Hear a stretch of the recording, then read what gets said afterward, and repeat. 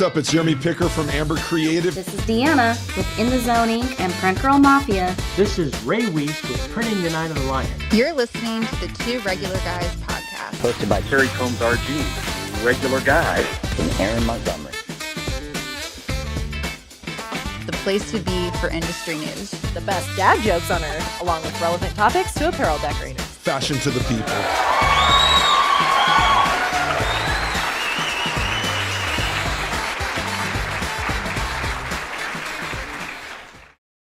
Welcome into the show. It is Friday, June 19th, 2026. I'm very obviously not Terry Combs or Aaron Montgomery. I'm Erich Campbell, sitting in for the Two Regular Guys today. And you can find me at erichcampbell.com and everywhere you find brilliance. But the thing is, if you don't watch my weekly show, The Takeup, you're going to be a little confused because today we're going to talk shop about embroidery pretty hard. And I've been talking shop for hours on end over on The Takeup. So you're going to get a taste of that today as the Takeup Takeover, the Two Regular Guys happens. Today, I'm joined by the incomparable Lisa Shaw of Bubbles Menagerie, Sub Bubbles, embroidery educator extraordinaire, and my partner in stitches when it comes to the content in the brilliance world as we take on some essential embroidery questions as it comes to beginner embroiderers, embroidery education, mindset, and all facets of the craft. But I'm going to say, even though I don't have Aaron Montgomery here in the chair with me today, you should stick around to the end of the show because Aaron has recorded us a wonderful secret sauce to share a simple way to spot these costly so-called shortcuts and how to stop cutting corners before your hacks turn into reprints, refunds, frustrated customers, and stressed out teams. But before all of that, as we are happy to get started here, we have what we love every week, getting the news from people who really know it. And we have an incredible team over at World MG Network with their always informative take on the news. So we've got Dan and MJ in the wings, and I cannot wait to have them on for the news. Usually we'd ask Terry if he's ready, but he better be ready now. It's time for the news.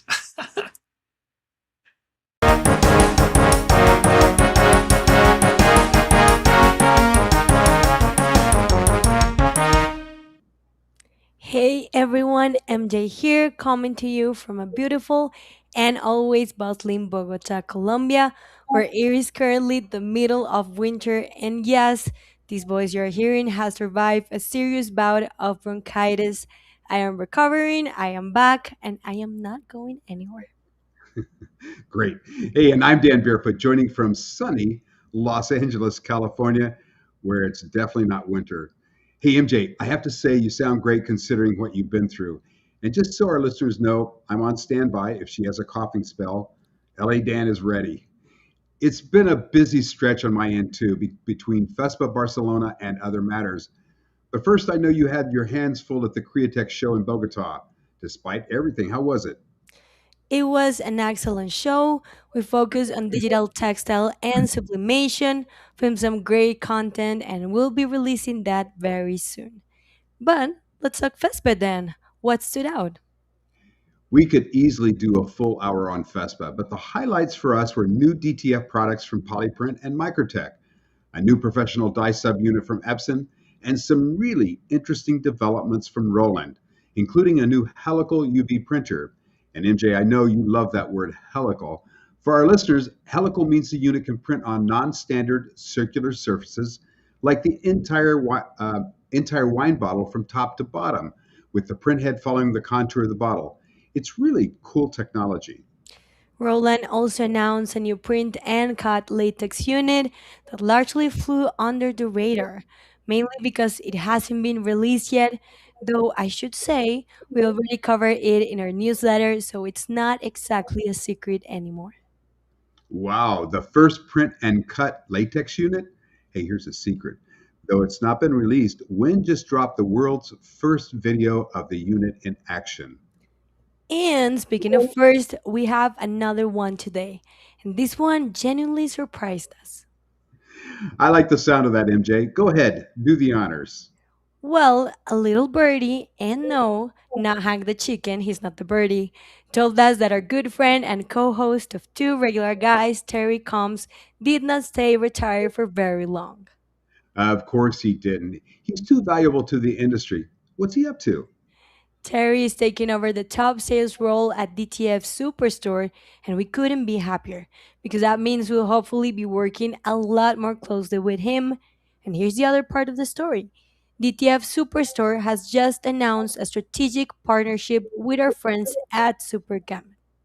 Wow, MJ, you're really breaking some news today. DTF Superstore and Super Gamut, a strategic partnership. Back to Terry. I love it. This is one of those happy endings I'm a complete sucker for. Congratulations, Terry. Well deserved. And to be clear for our listeners, the two companies will continue to operate separately. This partnership is about giving the creators broader access, equipment, consumables, education, workflow resources, and production support, all under one umbrella. Exactly. It brings together DTF Superstore's strength in consumables, Epson based DTF and DTG solutions, and Super Gamut's production level digital decoration systems. Huge congratulations to Terry. And now, on to another story we broke this week. And this one carries some serious implications for the industry. You know, this is no small story. Epson buried it in the back of their quarterly report, $170 million write down on Fiery after paying $570 million for the acquisition less than 18 months ago. That's one major haircut. The strategy made sense on paper, combined Epson's inkjet technology with Fiery's workflow software to accelerate their push into commercial and industrial printing. But 170 million write down in 18 months, it's hard to explain away. That's the definition of a reality check. You know, Fiery is a great platform. Nobody disputes that, but there are issues Epson did not anticipate. We'll keep you posted as this story develops. Now, before we wrap up, we have some exciting news of our own to share. Last month we tested, and today we're making it official. That's right, MJ. Win Report is here, our new digital magazine focused on the products driving the digital imaging and printing market, launches this June with a full debut at Printing United 2026 in September. Each issue will zero in on a specific product segment. Our first issue covers flatbed, laminator, work tables, and our August issue will dive into professional DTF printers and the components around them. We're very excited about this one. No spin, just facts in Spanish and English. More details coming in the weeks ahead. And that's our Win News on Two Regular Guys for today. Hey, if you want to be among the first to know important updates and news like we shared today, make sure you're subscribed to Win Quick News, our weekly newsletter, or visit www.worldimagingnews.com. And for our Latino audience, head to worldimaginenewslatino.com and sign up for Win Quick News Latino. Hey, MJ, before we go, quick question. Is Colombia in the World Cup? Dan, we just beat Uzbekistan, and you're asking me this again? By the way, I know we watched the game, so why are you even asking me this? Vamos, Colombia. I told you I had a good feeling, and I was right. Okay, noted. I have to be careful with this one. I sure hope the USA doesn't end up playing Colombia or South Korea for that matter, given Janie being Korean. That's a no-win situation. Anyway, that's it for this edition of Win News on Two Regular Guys. I'm Dan Barefoot. Until we meet again, be healthy, smile often, and keep your printers printing. Manténganse saludables, sigan sonriendo. Arriba Colombia. Translated, go Colombia, Dan.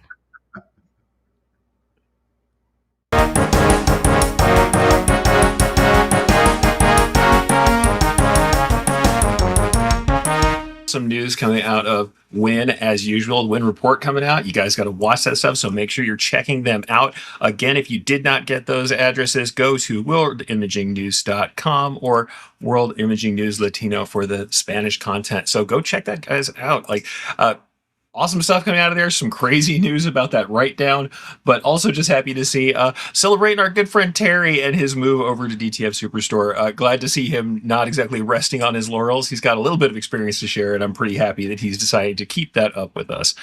Before we continue on, though, I want to go ahead and interact with the regulators who are here. Just got to say, I'm with you. We have Irene Butt saying, hello, I am so excited about this one. So am I. I cannot wait to get Lisa on here, so I'll be making this short chat with everybody here real quickly. We've got Doug coming in from Los Angeles. Love to see you here. We got Chuck coming in saying hi to everybody from sunny Central Florida. We got Craig coming in saying good morning. I've got our good friend Dot Tone Dan coming in again saying good morning. So if you are here live, we would love to hear from you. Make sure you guys are here and asking questions. We're definitely talking about some stuff where we can get some chatter on about what is important to you guys, especially if you are somebody who's a beginner or needs a refresher in the embroidery world or interested in embroidery education. But with that, here's the thing.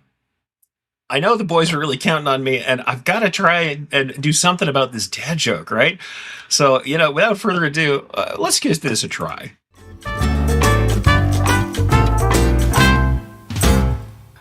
I know the boys were really counting on me to keep up the dad jokes, but I've been so busy with everything this week that I really found myself in kind of a tight spot.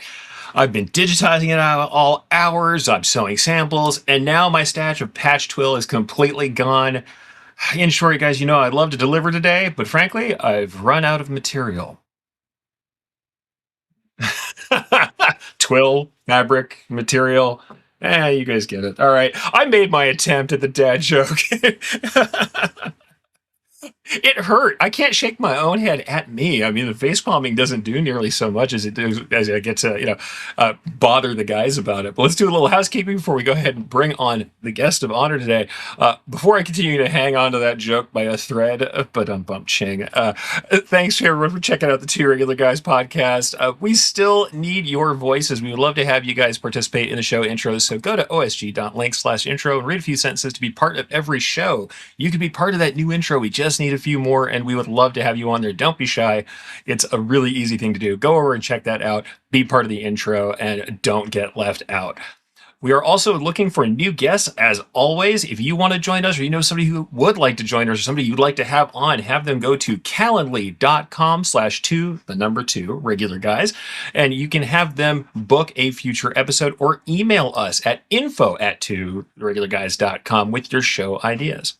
And if you are listening to the podcast version of our show, we would appreciate it if you share the Two Regular Guys podcast with your industry friends. Hey, share it now and get them over here live. Let them become regulators too. We would appreciate you giving us a review on Apple Podcasts, Spotify, iHeartRadio, Amazon Podcasts, YouTube Podcasts, or wherever you do your podcast listening. And like I said, if you're watching us live right now, please join us in the comments and add your thought to the chat and add your questions to the questions that we're doing now. So once again, love to see you guys here, but I want to get on with the show and finally get on the person who I've been so excited to have on today. Let's bring on Lisa Shaw. Hey, Lisa. Thank you for being here. I'm excited. Oh, I know. We chat together. Finally on a show together. We have not been able to do this. I'm absolutely excited it got to happen here for sure. I love it. So before we get started anything else, I, of course, know who you are. I know many of our listeners know who you are. But for those folks who don't know, rather than do the big prepared bio read, we like to just ask you to share for yourself. Could you give us like a little brief thumbnail on how you came to be in the business of embroidery and what you do? Well, I started embroidery back in '92 when I got my first machine. And the internet didn't exist back then. YouTube wasn't available. Yeah. I was in the home market, and I happened to come across a chat group. And this is when we had no pictures on the internet, and we were chatting and helping each other out. And I found that I had a knack for explaining some of the things that didn't make sense to people. And it's been a roller coaster ride ever since. And now, I mean, people know they've seen you at, of course, quilt shows and a lot of the Homer craft style embroidery shows, though I would say those are also business shows anymore. It really has been less of a split than it ever. But people know you from that and your online show every week. So if you guys haven't seen Lisa online, she also has another live show, which is really awesome. After Hours, Lisa is fantastic. But the thing is, I think you and I both deal with a lot of beginners, and though maybe from a slightly different format. I know you do a lot of the prosumer and craft side of that, and venture into like I said, the quilt shows is something I have no knowledge of, and I am so dyed in the wool commercial that I think we really have both come at this from some interesting different angles. Oh, absolutely. I mean, I'm actually was thinking, I was telling my class, because I was just in Buffalo, New York, and I said, when I first started, the average age of my student or person I was working with was in upper 70s, low 80s, because they're the only ones that had that disposable income to do a hobby.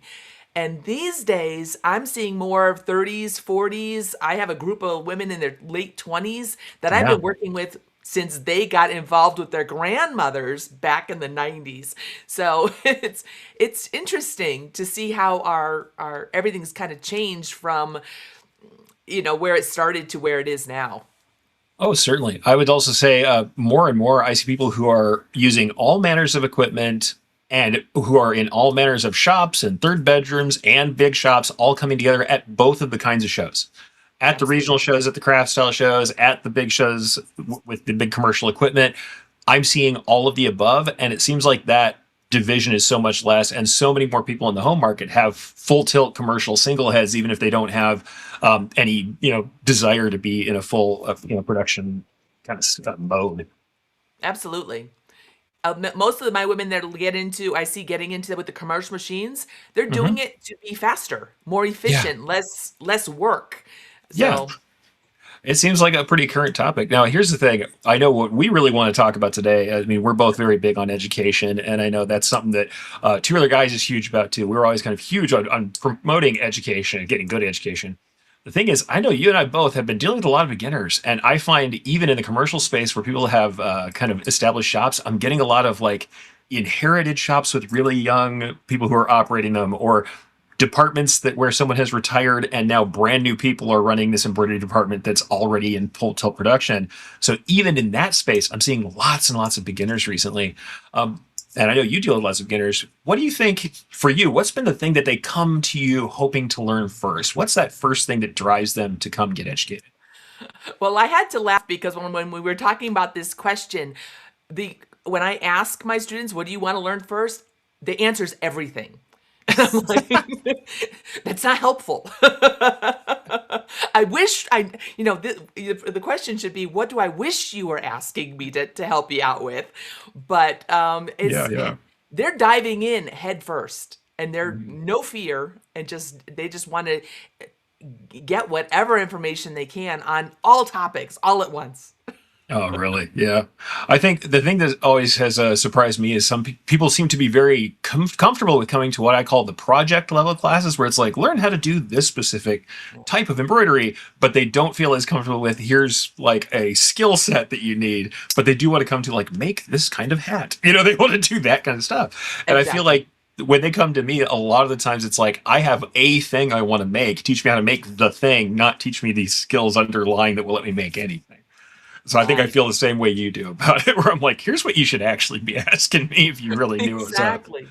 Exactly. Well, I know that you and I both come at it with, this is the why and the how, as opposed to click on this button and get this result. So, because once you understand the nuts and bolts that go on in the background, everything opens up for you. I feel like they want the microwave dinner, and we're trying to teach them how to cook. And I think that is kind of the hard part, is getting them. I'm like, no, trust me, you can make anything once I teach you how to cook. Right. But they're like, no, I want to tell me the 5 things I need to do and give me all the materials in a basket so I can get this thing done. And I'm like, yeah, that's always hard. But so going on from that, since we kind of already talked about what we think people come into it and be like the weird attitude we sometimes get with, what they want to learn or what they're trying to go to. What do you think are the most common pitfalls, or maybe like the poor assumptions that plague the beginners when they first start? Well, in my experience is that they feel that your embroidery machine is a printer. And it is, but it's not. You just don't send the design or send the image, and it's not perfect. There's so much that goes in nuts and bolts behind it that it's kind of tough. There is a lot of like fuzzy logic in the world of embroidery. We're stabbing a piece of material that is flexible thousands and thousands of times and leaving thread behind and spreading all the fibers around. And this concept of it looked fine on screen, which, I mean, we were joking around that even we sometimes get lulled by the screen into believing like what we're doing is going to be right, and we have to stop and remember the stresses that everything's under. I think you're right. That probably is the most common pitfall on the technical side of this thing. Also, the other pitfall being that they've listened to somebody who said, here's me, I'll go and put the hat on my head on this one because I'm going to say something inflammatory. Somebody told them that auto-digitizing would let them do a one-click conversion from art into embroidery that was going to look and run nice and feel good on a human body, and it doesn't do that yet. It still, to this day, just doesn't really do that. Well, So I think that's the other one.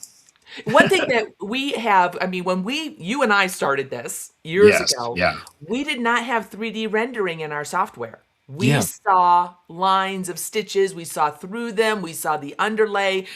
Once we understood what underlay was, that you needed it, at least from my point of view. And this time, or these days, people just see the pretty 3D top stitches. And Yeah. all that is affected by what's going on underneath. So it's a little misleading. They just think, oh, it looks great. But little do they know they have nothing going on underneath holding it in place. The concept that the test stitching, which we always called a stitch out, was optional that was never optional because there was no preview that would be anywhere near. There was no concept that you're right, that the screen would be a preview of what you're going to get. It was like, here's the tool path to steal from like CNC and other similar actual, things that we're doing, engineering kind of things that we're actually doing with our machines. Here's the tool path, and you'll see it once it's on the machine. And I mean, back in the old school days, people would sit next to a machine, punch things out, and test them right next to them, and you have to look at it. Yeah, we had to wear safety glasses because if you're on a home machine, if you were using the new titanium needles and they shattered, I still have it right in between my eyeballs where it impaled me. So if you weren't wearing your safety glasses. Oh, I always joke about that. I tell people this when I'm teaching all the time. I always illustrate. It's a good thing that I don't have hair up here and I wear a hat all the time because I would sit and stare at the machines. I would get on my knees and watch the machine running. And this was my last warning when the take-up levers would hit me in the bill of the hat that I knew I was too close to the machine because I'd start to sink in and be staring at the machine. And once it would hit me in the cap, then I knew, okay, you got to pull back and remember that you're here and you're not living in the stitch out. But yeah, the stitch out was everything. Yeah. I've got a couple comments here that I think actually do play into what we're talking about here. Doug says, hey, there's a huge gap of training for beginners and so much bad advice in the Facebook groups. Yeah, this is true. Just to add a couple of layers of backings, how did Topper become the magic solution to everything? I mean, it's hard because back in the day, people didn't use, especially in the Facebook groups, people weren't using some of the materials. And so we started to stress that materials can help. But yeah, the magical sandwich of several layers of stabilizers is a Band-Aid on your hooping or a Band-Aid on your digitizing most of the time. You're correct on that one. Yeah. And then we also, in the hoop, but as soon as you take it out, you're wearing a Madonna boob going on there. Yeah. Yes, I forgot about that. Yeah, the old school like giant hardcore stuff that's like sticking out, it's stiff. It's like it's got stays in it. Yeah, for sure. The hand of garments. When I first came at this, my mom was a seamstress, and that's the word she used. Now it's sewist or what have you. But yeah, my mom made a lot of stuff. And so I always thought about the hand of a garment. And when I first said that to somebody, oh, the flexibility, you know how it feels on a person, how it drapes. And they were just like, that was not even a concept with the first digitizers that I was asking to myself. I'm like, what do you do to make the hand better? And in the commercial world, we're like, coverage. And so it's not really, you didn't talk about the hand very much. We have a couple more comments I'll go ahead and grab real quickly. They're great. And love to see everybody here, by the way. Let's see, we got DJ Kev coming in, who I see on my shows a lot. Thanks for being here, DJ Kev. But we have News Edwards says, I want to learn how to cook. I'm glad you're the right kind of person for us, for sure. And then Dot Tone Dan says, the first thing I would like to learn is the effects and benefits of various types of stitching methods and why to use this one over that one. That stuff, I teach that regularly. I know Lisa teaches this too. Selecting stitches and getting that kind of embroidery mindset, the eye for embroidery is what I always call it. Yeah, that's something that having someone walk you through it a couple times would be great. Though I'm just gonna sneak and say, look at a lot of embroidery. Go look at it. Look at original art, then look at embroidery. You can go look at sports teams and logos all day, and then look for embroidered stuff for their stuff, and you'll see how somebody else interpreted it. Hate to say that, just consume embroidery, guys. We have one more here. DJ Kev says, patience and testing has been my go-to. I've logged in many hours and have tons of notes. Curiosity will serve you, and testing on the machine will serve you better than almost anything. Best teacher. Yeah, for real. All right, so let's move on to, we've got lots of questions. We probably won't get to all of them because I wanted to ask you a million things. When you first started to teach, what do you think was the biggest surprise for you about the mindset of your students? Like, what were you shocked by? Well, I guess probably I had a good answer for this. I forgot. Oh, right. Well, the thought is that they thought I never made a mistake. That was that everything I did came out perfect on the first time. If they only knew. Absolutely I know not. you have the pile of test sews. And they I show them. Yeah. No, you're right. I think for me, we already talked about it. The mindset was that they didn't realize that they were sewing a garment. It was the thread printer thing you said. They're like, oh, we're embroidering on a garment. I'm like, no, you're embroidering through a garment. You are going to do something very physical to that thing and disrupt it. And you got to know that stuff. Yep. No, I'll give you that. And so I think, so the thing, I don't know, we'll have to talk about how much I know, how much you know from different sides of this thing. How do you think that early mindset differs between like the more craft focused people you see, or maybe people coming from the craft side of this? And the people who you've talked to in the commercial side of the spectrum, what do you think kind of differs for that mindset they have when they first come to this? Well, I work with a lot of quilters and garment sewers. So the Yeah. hand of the fabric really, they're really concerned about why is it so thick? Not necessarily how many stitches I'm putting in, or they think the density is the all solution, not the stitch type, not the underlay, just but they are very aware of what they're doing to the fabric. They just don't understand that there are things you can do, like add applique or switch out applique to areas, not necessarily make a whole applique design, but just part of it, that base, and then put stitches on top of it. So they don't, a lot of it they don't think that far, but they know what they want to get because they really are affected by that hand. Yeah. Okay. But, and it's So not, you think they have more material experience and they're more aware of what they're trying to achieve on that technical, project level. right. Yeah, I'd say that's certainly something I've found too. It's like they are very aware of materials and process, but when I've had them come into the commercial side, they are willing to put too much handwork into a thing where they could never charge enough for it. Right. So now it's gotten better because a lot of the cottage decorators and merch decorators come up that way, where they kind of figure out that what things cost and their time is more valuable to them.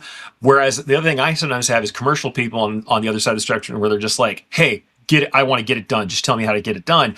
But in doing that, they do the same kind of thing I said was one of the fallacies. They don't learn the essentials and the basics behind it. And without that elemental knowledge, then when new things occur or when problems occur, they don't have a foundation, the technical knowledge they need. They don't want the technical knowledge. They're like, teach me how to push the button so I can just make this happen already because I want to bill for it. And I'm like, oh, you should just be a broker then. Like you'll just be happier as a broker if you don't want to learn anything about the process. Right. Yeah, I think that's kind of true. And I think, though I will say you can get both on both sides. There are people who are super into the art side of things on the commercial side who really want to get that feeling and funny enough, sometimes it's because they want to it's like they almost want the item they want to sell for themselves so bad that they start an entire business to make it. Whereas I'm like, oh, you could hire somebody if you just want to make some of these. You don't have to learn all of it if you don't want to. But at the same time, I think the home people now who are coming in, I think they're more advanced, and it's not the split that it used to be. For sure. I don't see it as much anymore. Probably the biggest thing that I see with someone that's in my class or classes talking to them that have the commercial machines, and I mean the true commercial machines, DST only, versus a prosumer, is that the prosumers with the home machines are so wrapped up about those jump stitches. They want everything. They want the machine to trim everything. And that's, a regular, someone doing hats, they learn the tricks on how to not have the jump stitches be visible, and they're just like not worrying about them. So yeah, I mean, I think you're right. That's something I hear too. Also, we used to do a lot of hand trimming, which is funny because I always say they put too much handwork in, but the one handwork that they don't seem to want to do is trimming. Whereas we did all the hand trimming because we found that it was less cleanup in the end for us to do the hand trimming, and also because you can do it while machines are running. You can do kind of multi-phase production. Yeah, it's not bad. And also, I'll say when we're talking about equipment, because it's such a big problem I've seen so many times. Prosumer equipment, I just hate to say it, it has a smaller range of size on hats almost entirely. They just don't run hats the way that you expect a commercial machine will. But then on the other side, I see people getting commercial machines who are from the home market who find that especially lower end commercial machines don't have hoop awareness. They don't know what hoop they're in. They don't maintain position in the hoop. They expect you to do that. They don't have a lot of the auto positioning, rotation, and assistance that comes with the prosumer machines. And so suddenly there's a lot more or a lot less hand holding that goes on the equipment side. And so they have to learn it. Also, I'm sorry, folks. Yes, indeed. Once again, DST files don't store color. They're not going to store color. They're never going to have the right colors. And commercial embroiderers don't care in the slightest. I hate to say that. A lot of us started out the other way. Yeah, it's nice to see it on the screen, but we don't care. we print out a list. That's terrible. It's true. We have a couple more questions in here that are interesting, and people who have some good comments. So let's go ahead and grab these real quick. Doug says, "How about a class deal strictly on setting to different types of fabrics, or at least as a starting point?" It's a good idea. I'll say I have not myself done a lot of this because most of the time I'm in the digitizing side of this thing, and yes, I talk about fabrics, but not just a fabrics class. That's a great idea. And by the way, anybody who has an idea for classes like this, and you'd go to any event, whatever that event is, contact the event organizers. They are the ones who say yes or no. Yeah, way ahead of time. At the end of the previous year's sessions, go directly to those people and tell them what you want for next year. It makes a massive difference to us. Yes, fill out the surveys. Anytime you're asked to fill out feedback forms, do it. Because if you fill out feedback forms, you get to make decisions. Believe me, they weight them very highly. A couple other things here. We got DJ Kev with a good question here too. I've got a question. Someone who has learned the techniques instead of glamour from Erich's platform. Thank you. How do we reach these people to help build out the community of learners? The old saying is you can lead a horse to water, but you can't make them drink. I'll say this, share where you're at, share in the groups yourself, share what you're doing. People will ask you how you did it. And if you explain, you don't have to teach everybody. You can point them to resources, you can say whatever. But if you explain, hey, because I learned how to handle materials or needles or the settings or underlay, whatever it is, that's how I'm getting these results. Just share, be present and share how you did it. Because I don't think it's malicious that people don't learn this stuff. It's that they don't really know it's even there. And also sometimes, like I said earlier, people want to make a thing. They don't know why or how to get started. And so they end up lost. And sometimes if the groups aren't friendly or people aren't sharing, they're never going to learn. Because I'll tell you, certainly we did, you can't lead a horse to water, you can't make him drink. Well, you get more flies with honey than vinegar. And sometimes we punish people for asking the questions in the wrong way. We got to not do that for sure. Okay, so let's talk about some beginner advice. I know I've dragged that out too much. I'm just excited we get to chat.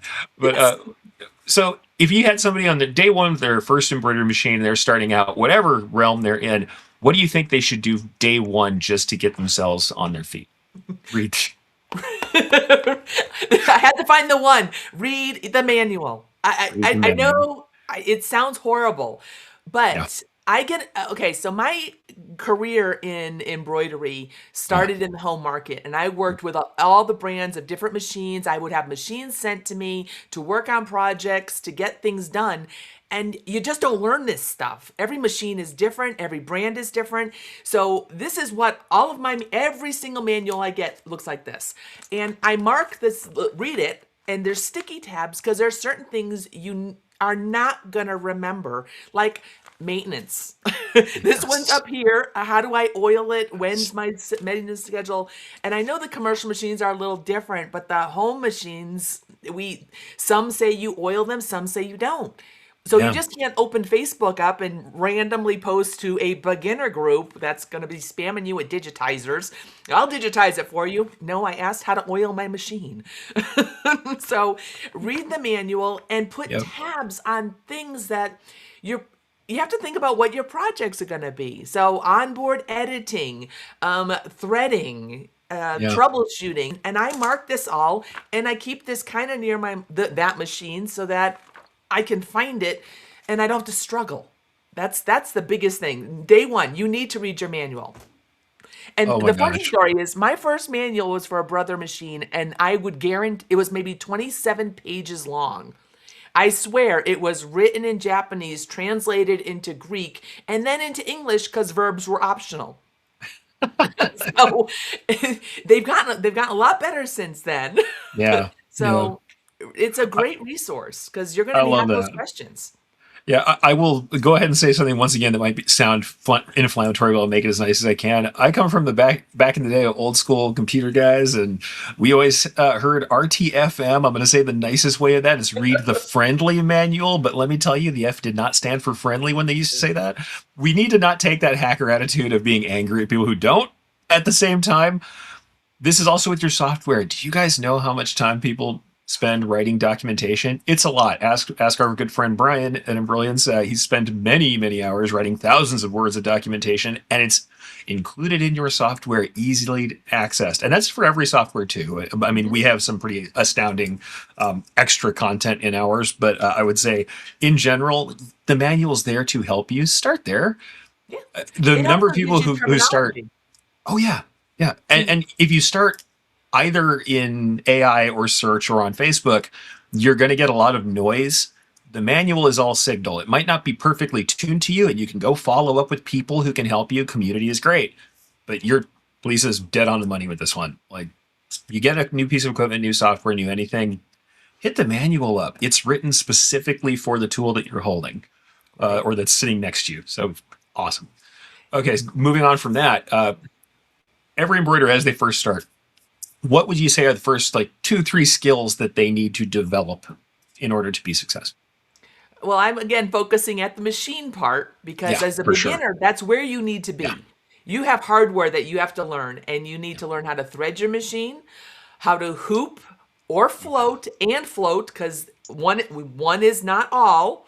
We hoop Okay. and we float, especially in the home market, because I Yeah. have my multi-needle here. You have a nice free arm that does a sleeve, does a tote bag, but on a home machine, you got to learn how to hoop it and learn what your stabilizers, what's going to work for what Materials. fabric. Those are probably the three things.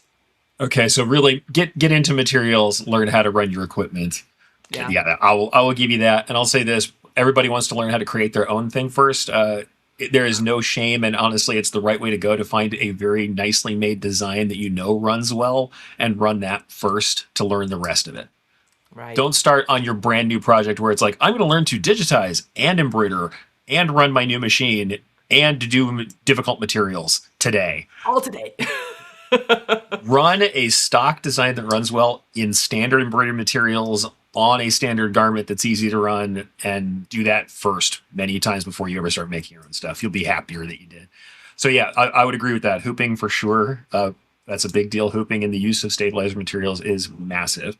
Because if you can't get that right, you can't get anything right. Yeah, sure. software is irrelevant. If you don't know what fabric and stabilizer and how they work together on designs that were properly digitized, you're SOL. Now, probably coming from the home market. Yeah. In the 90s, when we were buying our machines, there were three things that everyone wanted to embroider on their home machine. Yeah. A baby onesie, Yeah. a ball cap, and a knit shirt. What are the three most difficult things to embroider on either a home machine or in general? But especially on a flatbed, a cap almost never.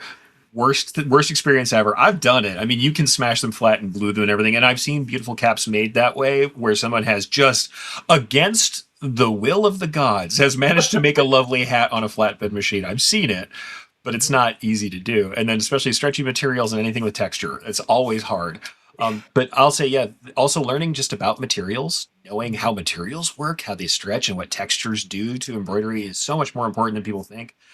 Every time, and I know you do the same thing I do, we get asked all these software questions because we work in a lot in software, and I digitize. Lisa makes digitizing stuff as well, so we do content on all that. There will be someone who asks a question, and we're looking at it going, well, if your hooping is correct and you're using the right stabilizer, then this is what you should be doing in your software to fix that. If your hooping is not correct, it might still have to do with that too, even if it's, I think it's this. But that is with the really large assumption that you've hooped this correctly and it's nice and tight and not overstretched and not, with the wrong stabilizer, and everything's on the machine correctly. It's not a small number of folks who come to us with machine related problems. So Right. if you've got to choose one thing then about the medium of embroidery that you want people to keep in mind while they're doing all of this, whether it's, and like I said, I think everybody should get into software, and I actually think everybody should get into digitizing a little, even if you're not going to do it all the time. But if we're just trying to take the entire thing together, what do you think the one thing is people should keep in mind as like a touchstone for embroidery? Um, the software is misleading, or what you see in your software, What's on screen? because Yeah. Yeah. stitches shrink. Yes. So, I have an example I show of using text, because in our Brilliant software, we have the nearest point connection, which is fabulous for Yeah. tiny text, Yeah. but you really have to make it look squished. Like in the software, you just don't type it and go. You have to move the letters closer together, and then when they stitch, because you've done your test sew, you see that it's readable. But Yeah. It you opens don't up. see Yeah. those stitches. So, but the stitch, that's because the stitches shrink, and they don't understand. A lot of people don't understand that that's the medium we work in. We're not putting ink on paper. I think you're right. The one big touchstone is that embroidery is this very physical medium, and that you have to know how thread pulls, how fabric reacts to being embroidered, what stabilizer does. And the thing is the software is doing its job, but there is an expectation that you will know what you're trying to stitch, and that you're going to make small adjustments to make it stitch correctly on the right materials that you're using and for your use case. So my thing is always, it's the holistic method. That's what I always say. I like to hang out all my big 50% words, and there's the one I use the most. Holistic just meaning if you don't get things right in one of those places, all of them fall apart. And that what we do is a very physical thing. We're bound by physics. But let's just say I think that's something that education can absolutely help. And experimentation too. I Massive. was watching Tula Pink, and she's a quilter. Okay, Yeah. so she's a famous quilter. I love her Yeah, stuff. yeah. And yesterday she was talking about needle turned applique and how she does it differently than other people, because she has hard tension when she's doing handwork, which it like rang true with embroidery for me, because I know my materials and what the stress on the fabric and my cutaway versus.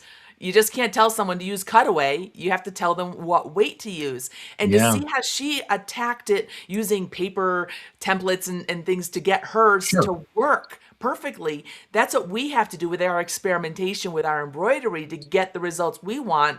Because Yeah. it bothers me so much when someone on Facebook just says, I think Doug mentioned it, oh, just add another layer of stabilizer, or Yeah, use yeah. 3 layers, or crosshatch them.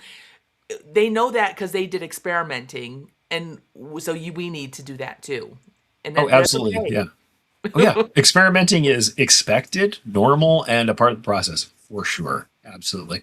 So, though I will say education does have a lot to give you, even though I know I learned entirely on my own when I first worked on this stuff, like in the dark, under the table, trying to make it happen. But I'll say for my part, I could have certainly left behind a lot of my trouble if somebody would have helped me with some of the stuff that I was banging my head against early on. Why do you think embroidery education is important for beginners? Like, what do you think the role of that education is for them? Well, do I think it's important? Absolutely. I mean, it could easily take the edge off by consuming all sorts of education. And like I said, it doesn't even have to really relate to your project that you're working on. Sometimes it just clicks with what someone mentions to you. I'm having a problem with puckering. So what could my solution be? So, I mean, YouTube's a fabulous resource, but you have to know the terminology, to search on it, and follow your favorite educators on there. And everyone, I hear you talk about this all the time. Everyone learns differently. Some people like a printed manual. Some people like to take an in-person class. You have to know what your learning style is and go forward with that. For sure. So on that kind of note, I mean, obviously, I think education is important, and I think the role is a supportive role. It can't like when you're talking about experimentation. I think we can't leave that out. Personal experimentation, it has to be. But I'll say this: there are some differences between online and in-person education. Oh, 100%. Yeah. What do you think the differences are for you, and what do you kind of feel like the best of each is? I think the comment I hear all the time is that you get your question answered right then there. You can talk it through. When you're watching a video, you may have all these percolations going on in your head, and you can't really form the question. But by physically forming the question and asking in a classroom setting, first of all, other people are also at the same time percolating on that same question, and they don't know Yeah. the words to come out. And then the teacher usually goes in and approaches it from different aspects, and you can see all the light bulbs go off. So from my point of view, I love the questions going on. And you can't get that from a YouTube video. Yeah, I think there's something that can't be replicated from that, certainly. And the discussion you have with your peers. Discussion with your peers is massive, and you don't know what questions you didn't think to ask. And someone else might ask them, and suddenly you're like, oh man, that's right. I didn't even think to find that out. And you get direct interchange, which is great. I mean, online stuff is fantastic. We both do. Every week we put out hours and hours of content. It does let you watch from home. It lets you rewatch things as many times as you want, and it lets you escape any sort of social embarrassment of having to ask the questions. But I think neither of them by themselves is probably the entire package of what you could get. Right. If you could do both. I say certainly we all have to be selective about what we can do with our assets and where we can go and what have you. But there is a certain immediacy and community that is very unique to the in-person shows. Yeah. So you talked a little bit about thinking about who you're following and what kind of education there is. What do you think is important to look for, like in an educator or a session you're going to go see? And what do you find are maybe like some red flags when you're evaluating resources? Well, personally, I hate sales pitch classes. So I want to make sure that wherever I'm going or whatever class I'm taking, it has a more generic topic as opposed to, learning how to do a project on a particular type of equipment. Well, I don't have that piece of equipment, but I have other equipment, and my buttons are different than your buttons. So I want to make sure that educator either knows enough to explain, they have enough experience so that they can kind of explain the differences, and it isn't just saying, just click on this button. Well, what does that button do? Is that the compensation button? Is that, what does it do? What am I adjusting? Why am I adjusting it? The why. I mean, I think we've said that over and over again. We try and teach that why behind everything. I'll say this, totally fine to educate in a software. We do. I mean, we do brilliant stuff and teach and stitch artist all the time. That's not a problem at all. It's about someone who's trying to teach you the base understanding behind all of it is always going to do, I think, a little more for you than someone who's not. I'd say red flag for me with evaluating resources is just making sure, like you said, if it's a sales pitch, I'm not saying you never get anything from a sales pitch class. You can. But just know that you're the product in that class. If you go to a class that's free and it's a full sales pitch and it's all about a project, remember that at the end, their goal is, yes, to show you how to do something, but also for you to purchase something. So just know that when you go in. Doesn't mean they can't be valuable, but know that. The other thing I'll say is the person doing work that you'd want to do? If they're showing their work, I mean, I joke around because I've got the green screen up with the wall of shame from my old shop.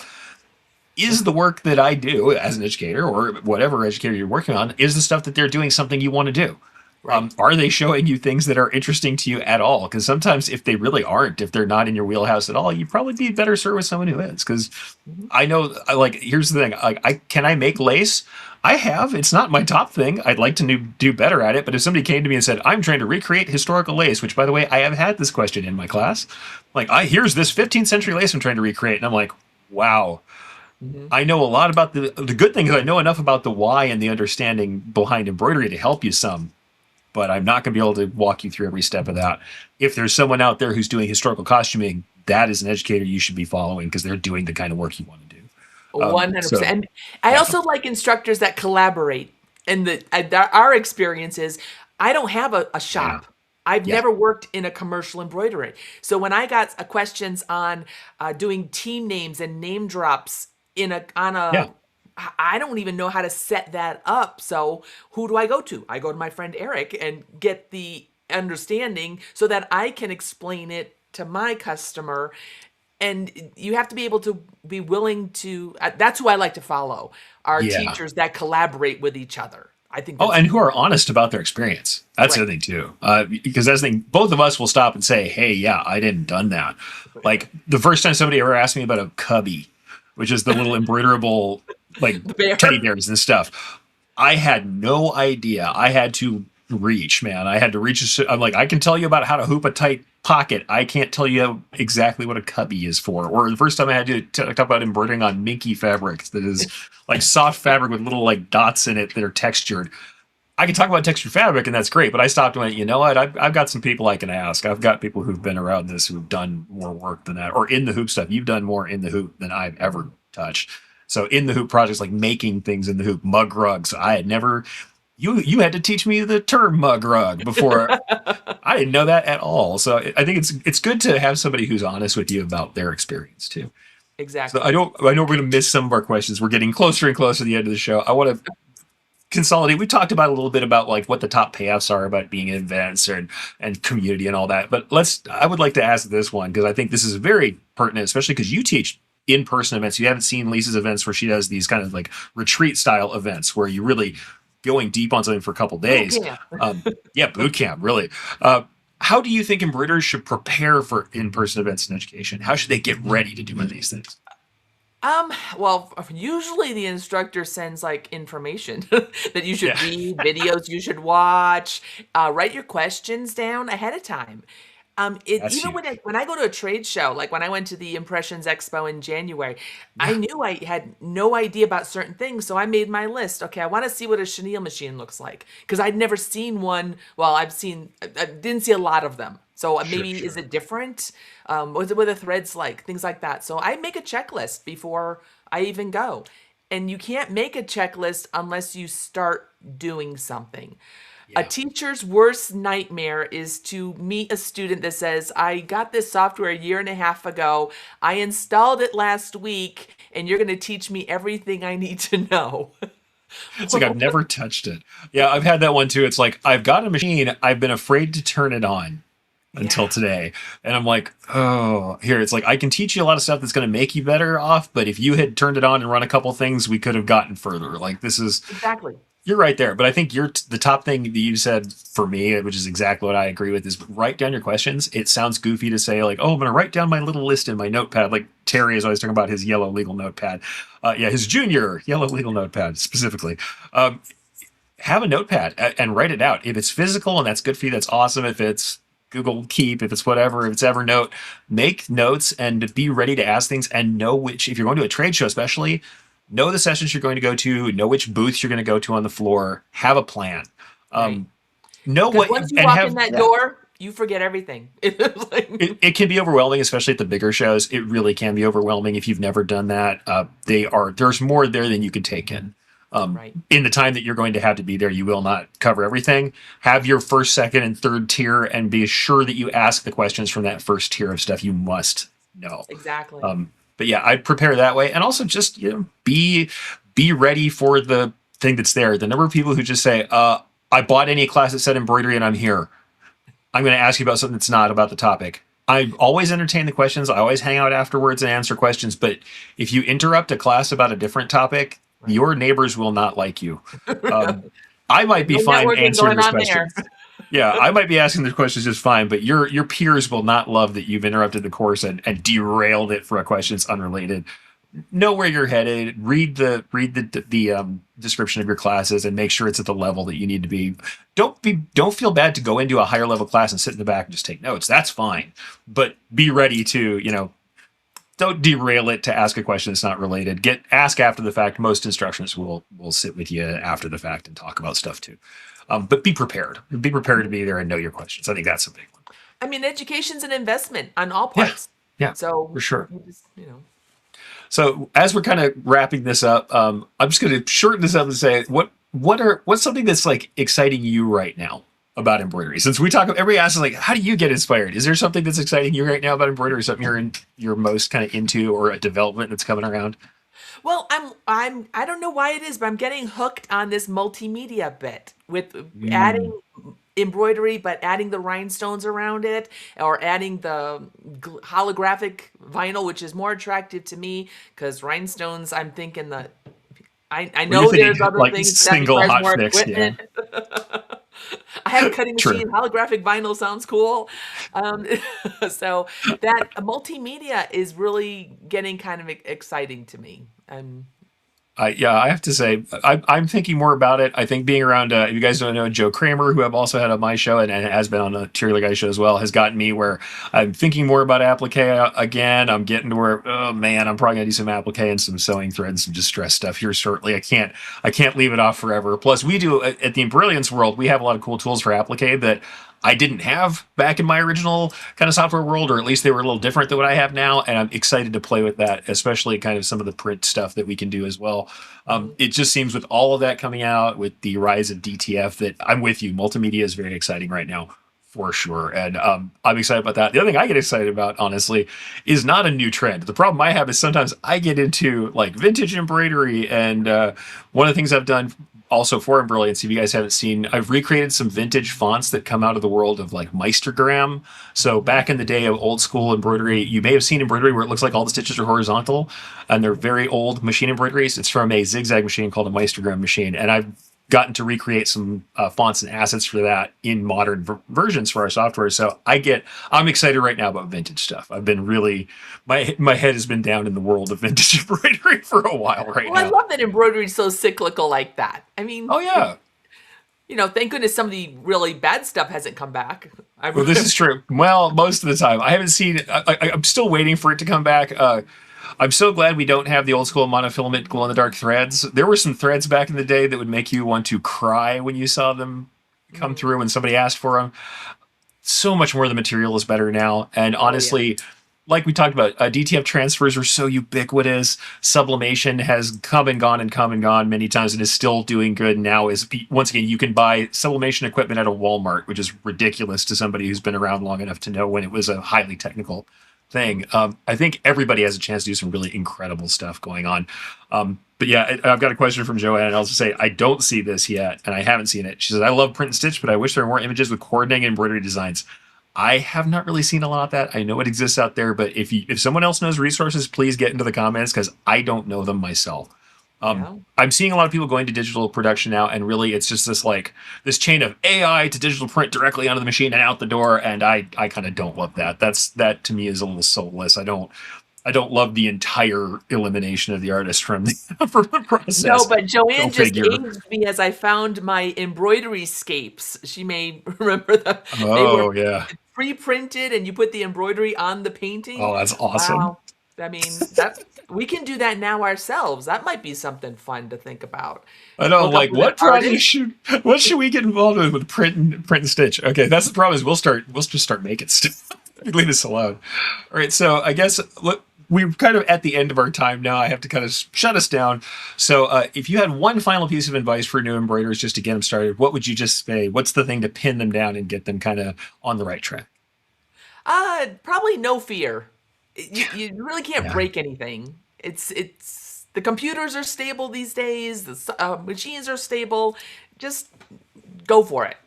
Try things. Yeah, absolutely. try Be things. bold, try stuff. And I will say this, if you haven't followed Lisa, go follow Lisa's stuff, see what she's doing. Hey, follow my stuff, follow all the people and go look at more embroidery. I think that's one of the things. Look at more embroidery and try. You're Front right. and back. Experiment. Yeah, do it for sure. All right. So where can our listeners find you if they want to see more of the stuff that you're doing? Well, my website is right here, so-bubbles.com. That's where my education link can be found. And then, of course, I'm on Facebook at So-Bubbles, no hyphen. I do my Tuesday evening after hours. I'll be drinking a beer and talking embroidery. So definitely on the Two Regular Guys wavelength, we have no problem with drinking a beer and talking shop. But definitely go check that out, especially if you want to see more of the craft side of things. And let me tell you this, guys. For those of you who are in the commercial world who don't think there's something there to be gained, you're wrong. Same thing on the other side. If you're in the home world and you think there's nothing to be gained from commercial digitizers, you're wrong there too. There's a lot of cross-pollination, and especially in a world where equipment is so much more similar and everybody's producing stuff, and there's a lot of folks selling at the craft table the same way. There's a lot of creators in the commercial space looking for more artistic stuff so we can stand out in a market. We have a lot to talk about now. Yep. We can all be friends. Yes, very much All so. right. Well, thank you again for being on, and absolutely. Thank you for joining me. Hopefully we can do this again sometime, maybe on the Takeup, maybe somewhere else. But if nothing else, hey, we'll be meeting again at the Brilliance Field or somewhere else. But thank you for being on. Oh, you're welcome. Thanks for having me. All right. Oh man, come on, guys. That was so good. I loved having Lisa on the show. If you guys did not see it, we already see some people who are saying, oh, I have to watch the replay. Jeff Fuller's here saying I have to watch the replay. Got people who are showing up late.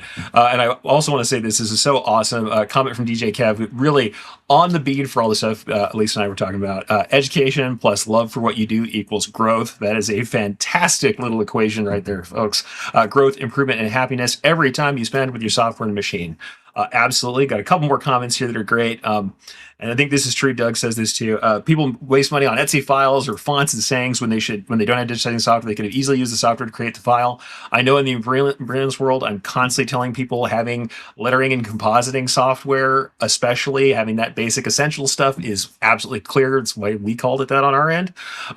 You shouldn't be paying people to drop names for you. And I think basic digitizing, the ability to make a few letters, can turn you into a digitizer faster than you think and really save your butt with files, including stock designs you have. So having software is awesome, and learning enough. Plus, if you have to talk to a digitizer about something, knowing how to ask them for things is critical. But go see Lisa's stuff. I'm going to put her stuff up again one more time. If you haven't seen what she's doing out there, go over to so-bubbles.com or check her out on Facebook, facebook.com/sobubbles. Like I said, Tuesday after hours, Lisa is awesome. And like I said, let's cross-pollinate these worlds, folks. Let's make sure that all of us are communicating and getting things out of it. But with that, I'm going to go ahead and let you guys know what's going on with Terry and Aaron and myself. So Terry, other events that are going on, he's got his complete screen printing and business course coming up. So the upcoming dates are going to be with Atlas Screen Supply in Chicago, August 22nd and 23rd, November 7th and 8th. And you can find more about that on terrycombs.com. If I throw that up on screen, if I can get to Terry Combs again. But yeah, terrycombs.com is the right place to go for that. So his complete screen printing business course is upcoming as usual. Aaron, right now, by the way, they are both at DAX. So I will say that too. If you want to see them correctly today, right now, DAX show in Nashville. So go check that out at daxshow.com. That's also going on right now. And if you haven't signed up yet, I know I'll go ahead and pump this also for the folks that are out there at Super Gambit. If you use code SUPERROB2026, you get $30 of education credit. You can go see Aaron or Terry out there. They're out there right now. So go check them out. But Aaron also wanted to remind you guys that you can sign up for his no-charge clarity call with our success group. So if you're feeling stuck, scattered, or second-guessing everything, it is for you. It's a free call together with Aaron, where they're going to dig into some real clarity and actually help you to enjoy your business again. So wow, we're all trying to enjoy this stuff again, right, folks? Go to osg.link/builder and grab a time today to talk to Aaron. And what I've got going on today, actually, is a little follow-up. So a follow-up for what we did today. So join me today for the Takeup, episode 256. It's going to be embroidery inspiration. And we're going to continue on for this Takeup Takeover and all my great time with Lisa. We're going to talk about where I get inspiration for embroidery and how I integrate inspiration without ripping, copying, or cribbing creative works entirely. How do we mix things up and make things happen? So time to get inspired, a little bit of design analysis, and delving into the creative process and how we get something out of that. So I keep saying over and over, go look at a lot of embroidery. I'm going to talk about looking at embroidery in a critical way and getting curious today. So jump in 2:30 Mountain Time, 4:30 Eastern over at erichcampbell.com. You can click on the Takeup tab at the top to access that in all the episodes, or youtube.com/Erich Campbell. So get that, and that is worth it to go check that out. And once again, community is a big deal. We like to see you there and get to talk to all your peers. So with that, we still have the secret sauce, and I want to go ahead and give Aaron a little moment here to talk about stop saving nickels and losing dollars, and stop with those crazy hacks that aren't helping you out. So let's have the secret sauce.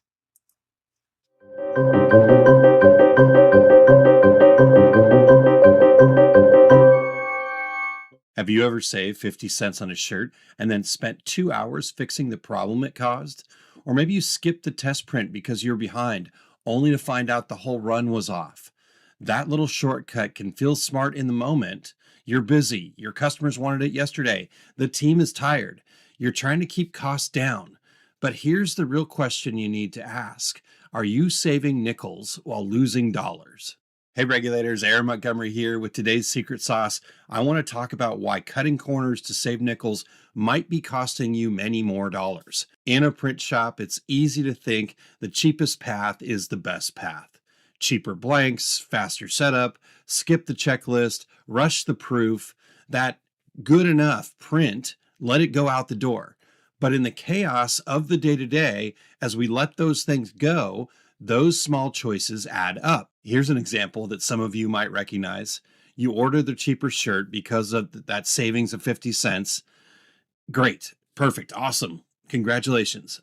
Until the customer complains that the shirt shrinks, twists, feels unrough, and now they don't reorder.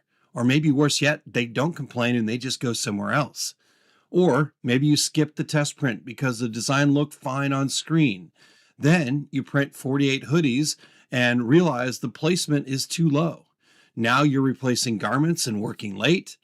What do 48 blank hoodies cost you?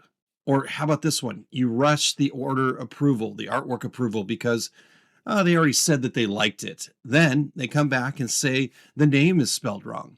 Now you're stuck having the awkward conversation and probably eating that order as well. Or here's another one that I've seen, or maybe done.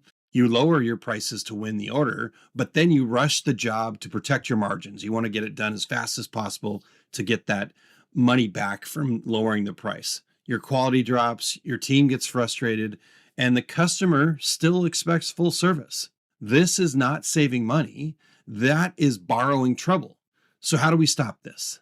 The best first step is to create a simple SOP, standard operating procedure, not a giant binder that sits on a shelf collecting dust. I mean a simple checklist that you or your team actually use day in and day out. For example, before production starts, confirm the garment, the design size, the placement, the colors of the garments, the due date. Do we have all the approvals? Before the job ships, check the count, check the quality, make sure the packaging's nice. Are there any customer notes that we need to send out thanking them for the order? A good SOP is not there to slow you down. It's there to keep you from paying for the same mistake twice. The second thing that you can do is get really clear on what your core values are. If one of your values is quality, then quality can never disappear when you're busy. If one of your values is customer care, then communication cannot disappear when there's a problem. Values are not just words for your website. They're not just words on your wall. These values, when properly defined and install as a company culture, they help you and your team make better decisions when you're not standing next to them or difficult times are ahead. For example, if the print looks questionable, what should happen? Does the team push through it, or do they stop and ask? When your values are clear, the answers for everybody around you gets easier. And the third thing we can do is make sure we're leaning into our team's strengths. Not everyone should be doing everything. Maybe one person is great at spotting details. Let them check the proofs. Maybe someone is excellent at organizing. Let them own the schedule board. Maybe your press operator is amazing at solving production issues, but not the best person to talk with a frustrated customer. That's okay. Put people in the right spot on the bus. Better teamwork reduces the pressure that leads to shortcuts. See, the real cost of cutting corners is not just spoilage. It's stress, it's lost trust, it's weaker teams. And ultimately, that cutting corners is training your customers to expect less from you, and then they decide that they want to go elsewhere. So next time you are tempted to say, it's good enough, pause and ask this question. Good enough for what, or good enough for who? Is it good enough for our shop? Or is it just good enough because I'm overly busy, overly tired, or overly stressed out? Because it needs to be good enough to build trust. It needs to be good enough to earn the next order. And here's the secret sauce. The corners you cut today often become the bigger costs you pay tomorrow. So take a few minutes this week and look at one part of your process where mistakes keep showing up. Build one simple checklist, clarify one standard or value, put one team member in a role that fits their strengths. You do not have to have everything fixed all at once. Just stop paying the price for the same shortcut over and over again. That's your secret sauce for today. Thanks for letting me share some ideas with you that could quickly change the success of your business.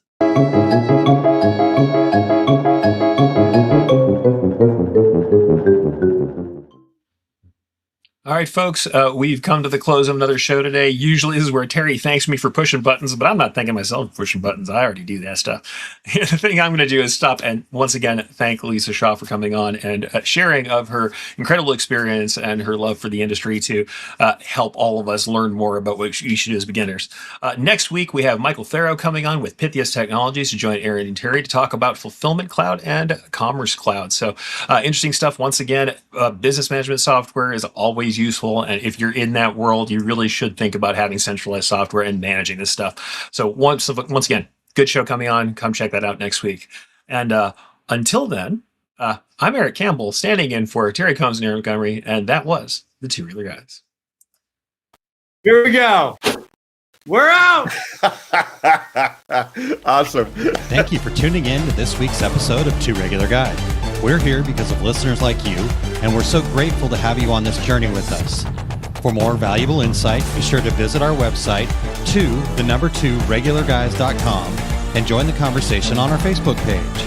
And hey, if you or someone you know has expertise, a unique perspective, or a story worth sharing, we'd love to have them as a guest on the show. Just reach out. Remember, success in this industry isn't just about the equipment you own or the techniques you've mastered. It's about the mindset you bring and the connections you build. Keep learning, stay curious, and don't be afraid to think differently. Keep pressing on, and we'll catch you on the next episode of the Two Regular Guys.